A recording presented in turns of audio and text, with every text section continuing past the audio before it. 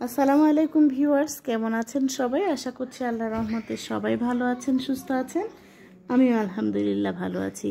আজকে আমি আপনাদের সাথে একেবারে সহজে শেয়ার করব ফ্রেঞ্চ ফ্রাই রেসিপি। আশা করছি শেষ পর্যন্ত আমার সাথেই থাকবেন। এভাবে ফ্রেঞ্চ ফ্রাই বানালে আপনাকে আর রেস্টুরেন্টে গিয়ে খেতে হবে না, আর বাচ্চারা যখন বায়না ধরবে তখনই বানিয়ে ফেলতে পারবেন। বাসায় থাকা সামান্য উপকরণ দিয়ে কিন্তু মুচমুচে এই ফ্রেঞ্চ ফ্রাই তৈরি করা যায়। তো আগে আমি ভাবতাম বাসায় হয়তো ফ্রেঞ্চ ফ্রাই তৈরি করা যায় না, কিন্তু এখন শিখে গেছি আলহামদুলিল্লাহ। আমার বাচ্চারা যখনই খেতে চায় তখনই আমি বানিয়ে দিতে পারি। তো আজকে আমি ফ্রেঞ্চ ফ্রাই বানাবো অনেকগুলোই। তার জন্য প্রথমে আগে আলুগুলো কেটে নিচ্ছি। তো আপনারা চেষ্টা করবেন লম্বা লম্বা একই ধরনের আলু নিতে। তারপরে এরকম করে প্রথমে ছিলে নেবেন, তারপর আলুটা একটু সমান করে কেটে নিয়ে তারপরে এরকম লম্বা লম্বা করে কেটে নিতে হবে। তো লম্বা করে কেটে নিয়ে আলুর ভেতরে লবণ দিয়ে কিছুক্ষণ ভিজিয়ে রাখতে হবে। তারপরে আলুটা পরিষ্কার করে ধুয়ে নিতে হবে।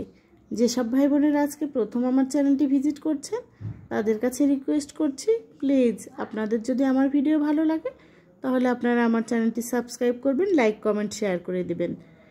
আর এই ফ্রেঞ্চ ফ্রাই কিন্তু মাঝে মাঝেই আমাকে বানাতে হয়, কারণ আর বাচ্চারা অনেক পছন্দ করে। তো ফ্রেঞ্চ ফ্রাই এখন ভালো করে পরিষ্কার করে লবণ দিয়ে ধুয়ে নিয়ে তারপরে একটু লবণ দিয়ে এবার সেদ্ধ করে নিচ্ছি। একেবারে ফুললি সেদ্ধ করা যাবে না, ওই 80%-এর মতো সেদ্ধ করে নিতে হবে। তো সেদ্ধ করে তারপরে নামিয়ে নিয়ে বাকি উপকরণের সাথে মিশিয়ে দিতে হবে। আর এভাবে ফ্রেঞ্চ ফ্রাই বানালে কিন্তু আপনারা মাঝে মাঝেই বাচ্চাদেরকে খুশি করতে পারবেন, কিংবা মেহমান আসলে কিন্তু চটজলদি এই ফ্রেঞ্চ ফ্রাই রেসিপিটা করে দেওয়া যায়। তো আলুটা এভাবে সেদ্ধ করে নিয়ে পুরো পানিটা ফেলে দিয়ে একেবারে শুকিয়ে নিয়েছি। এখন এর ভিতরে দিয়ে দিচ্ছি কর্নফ্লাওয়ার।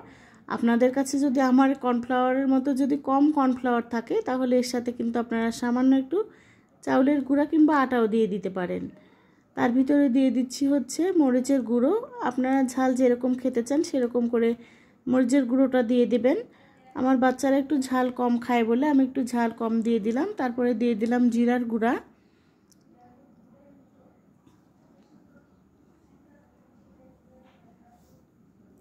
আর হালকা একটু লবণও দিয়ে দিলাম। তারপরে হাতের সাহায্যে এখন মেখে নিতে হবে ভালোভাবে।